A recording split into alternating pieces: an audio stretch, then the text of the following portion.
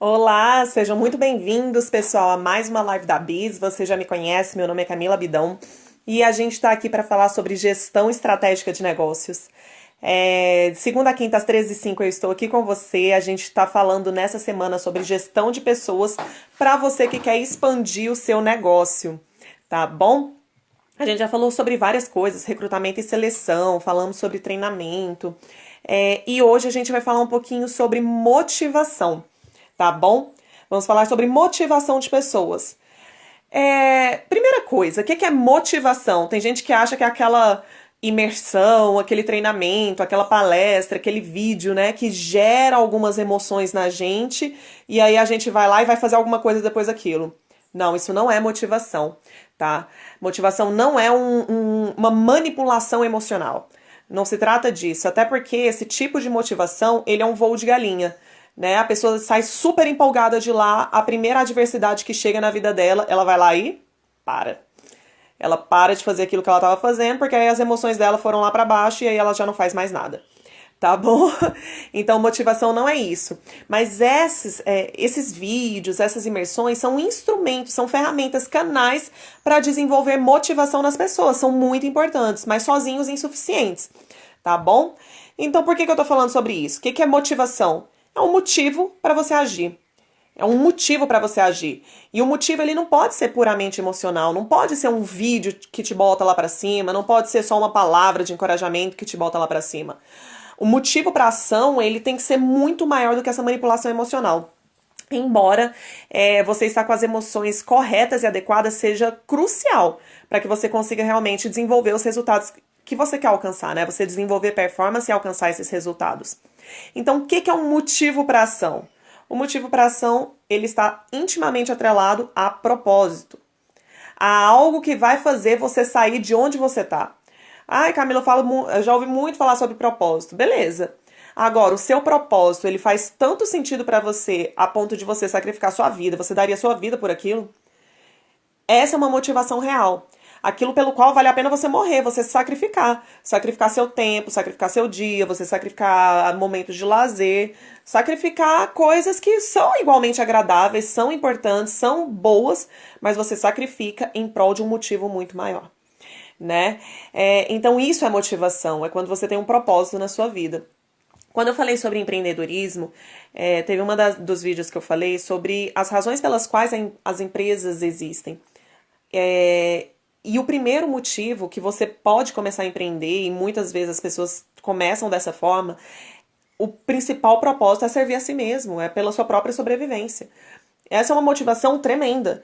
Olha, aquele dia eu não quero acordar, tá horrível, eu tô cansado pra caramba, mas eu vou acordar, porque se eu não fizer, eu não vou conseguir o meu sustento, né? Então é um motivo grande o suficiente para fazer você sair da cama e fazer o que precisa ser feito. Né? Então, assim, isso é muito importante. Muitos dos nossos colaboradores, eles trabalham por isso, pela própria sobrevivência. Eles estão ali, eles se submetem a determinadas coisas, muitas coisas eles não gostam, muitas coisas eles preferiam não estar fazendo, em prol da própria sobrevivência. E isso é extremamente louvável e tá tudo bem, tá bom? Mas a só sobrevivência, nós não nascemos só pra, né, nascemos, crescemos, fazemos faculdade, trabalhamos e morremos. Não, não é isso. Só isso é insuficiente, não é para isso que o ser humano foi feito. E as nossas empresas, quando a gente cria um motivo realmente grande para as pessoas poderem ser motivadas, isso realmente vai fazer com que elas deem não só o suficiente para ela conseguir o sustento dela, mas muito mais, porque ela tem um motivo muito maior para a ação. Então, por isso é tão importante você construir e comunicar o propósito daquilo que você faz, né? Qual é o seu propósito? Poxa, transformar vidas. O da Biz é ajudar pessoas a servir pessoas, né? Para muitas pessoas isso ainda não faz sentido, mas eu traduzo isso em outras linguagens de acordo com o público. Mas de forma geral, para mim, o que faz muito sentido é ensinar pessoas a servirem pessoas. Porque é disso que empresas são feitas. É para isso que elas servem, para servir outras pessoas. Por isso que a gente fala em produtos e serviços. Para servir pessoas, você vai a um restaurante para ser servido. Você vai a uma loja de roupas para ser servido nas suas necessidades, nos seus anseios, por meio de produtos e também a prestação do serviço. Então tem a ver com servir, né? E quais são as implicações disso? O servir já, dentro do conjunto de valores da BIS, já é uma coisa muito tremenda. A gente tem um entendimento de como isso é relevante, de como isso é importante, como o serviço é algo realmente nobre. Mas muitas vezes as pessoas não têm isso. Então a gente vai traduzindo nos impactos que tem sobre a vida de outras pessoas. Então, quando nós servimos pessoas, ajudamos empresários a construir negócios, nós ajudamos pessoas a saírem das dívidas, nós ajudamos pessoas a construir negócios que vão gerar um grande número de empregos, vai fomentar a economia e ajudar várias famílias a sobreviverem. Nós ajudamos os próprios empresários a realizar sonhos, impactar vidas, a servir adequadamente os seus clientes para que eles consigam alcançar aquilo que eles querem tanto alcançar. Nós ajudamos pessoas a alcançar os objetivos, os sonhos, né, a resolver problemas, dores que estão ali latentes ou não. Então isso é muito interessante. Então quando a gente está com algum projeto, poxa, a gente vai fazer isso porque a gente quer alcançar mais essas vidas, a gente quer fazer isso, quer fazer aquilo. As pessoas, elas dão mais de si para que esses objetivos sejam alcançados. Entende? Então é necessário que você construa um propósito e comunique isso para a pessoa. Tá bom? Mas mesmo com propósitos, o ser humano ele tende a ser muito imediatista. E é importante que você saiba, tendo consciência disso enquanto gestor, enquanto líder, é importante que você tenha essa consciência para poder motivar também nas necessidades mais imediatas das pessoas. Porque o propósito é algo que a gente quer construir, a gente almeja alcançar, trabalhamos cotidianamente para isso. A ideia é que você vá atingindo o seu propósito todos os dias, né? Que sejam pequenos passos, mas muitas das vezes a gente traça uma visão de futuro bem mais desafiadora para que aquele conjunto de alcance do propósito diário, somatório daquilo, lá na frente, faça com que nós possamos alcançar um propósito muito maior, com muito mais impacto de vidas, com um volume muito maior, né? Com um alcance muito maior, uma abrangência muito maior. E muitas vezes esse negócio fica longe demais. E as pessoas, elas têm necessidades imediatas. Às vezes os desafios que os nossos colaboradores possuem são imediatos. E nós precisamos ter essa consciência e ajudá-los nisso. Então, para isso, é importante que você conheça muito bem de perfis de comunicação e temperamento. Você entenda de pessoas, tá? São as pessoas que vão ajudar você a construir o negócio que você precisa construir. Então, diante disso, eu recomendo que você assista uma live que fala sobre perfis de comunicação e temperamento, em que eu explico a você sobre 4 perfis de comunicação e temperamento e como se relacionar com essas pessoas, tá bom? Nós temos 4 perfis, que é o dominante, extrovertido, paciente e analítico. Cada uma dessas pessoas vai ser motivada de uma forma diferente, a forma de nós tratarmos elas vai ser de uma forma diferente, como nós vamos nos relacionar, nos conectar com essas pessoas é diferente. O que elas valorizam também são coisas diferentes, né? Então, se você pegar um dominante, e quiser dar pra ele, sei lá, não sei, se você colocar ele numa atividade extremamente entediante, você não vai motivar essa pessoa nunca. É necessário que para você realmente motivar essa pessoa, você coloque uma bonificação interessante para ele, mas coloque por trás um desafio realmente alto, certo? Um extrovertido, às vezes você tá querendo bonificar ele com dinheiro, e dinheiro é uma coisa super legal, mas também é um voo de galinha, mas é uma pessoa que para ser motivada, ela precisa ter aplauso e reconhecimento público. Você vê muitos atendentes do McDonald's, né? Você vai no McDonald's, tem lá a plaquinha, a carinha do atendente. Por quê? Porque geralmente os caras são extrovertidos, eles lidam com o público. E uma validação para esses caras positiva, seja ela publicamente ou individual, é muito interessante. A pessoa realmente valoriza isso. Por outro lado, você faz isso para um analítico ou para uma pessoa introvertida, aquilo que você queria fazer para motivar aquela pessoa, no fim das contas, tem o efeito inverso. Ela prefere não ter esse contato todo. Por favor, me deixa aqui quieto no meu canto. Não faça isso. Né? Não me coloque na frente de todo mundo e me bata palmas.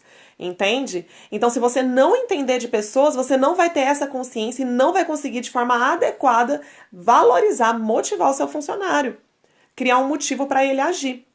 Tá bom? Então, entenda de perfis de comunicação e temperamento para entender o que realmente motiva essas pessoas. Depois disso, é importante que você tenha também consciência, dentro ainda desse perfil de comunicação e temperamento, sobre como colocar as pessoas certas, depois de você fazer um processo de recrutamento e seleção, colocando as pessoas certas dentro da sua empresa, ainda dentro da sua estrutura, colocar essas pessoas certas nos lugares certos. É extremamente desmotivante pessoas que têm dons e talentos e habilidades, capacidades, elas serem colocadas onde nada daquilo que ela possui vai poder ser produzido, vai poder ser desenvolvido, vai ser colocado à disposição, e elas são colocadas em um outro lugar em que, para ela se desenvolver, as coisas são muito diferentes. Ah, você não vai colocar ela diante de desafios? Não é isso que eu tô falando. Mas quando você pega, por exemplo, pontos fortes e pontos fracos de uma pessoa, os pontos fortes você maximiza, você potencializa. E os pontos fracos você trabalha só para diminuir ao ponto de não ser prejudicial para a pessoa.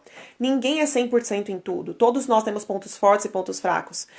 Enquanto você está colocando uma pessoa para desenvolver o ponto fraco dela, vamos supor, você pega uma pessoa que é super boa no comercial e joga lá na administração financeira.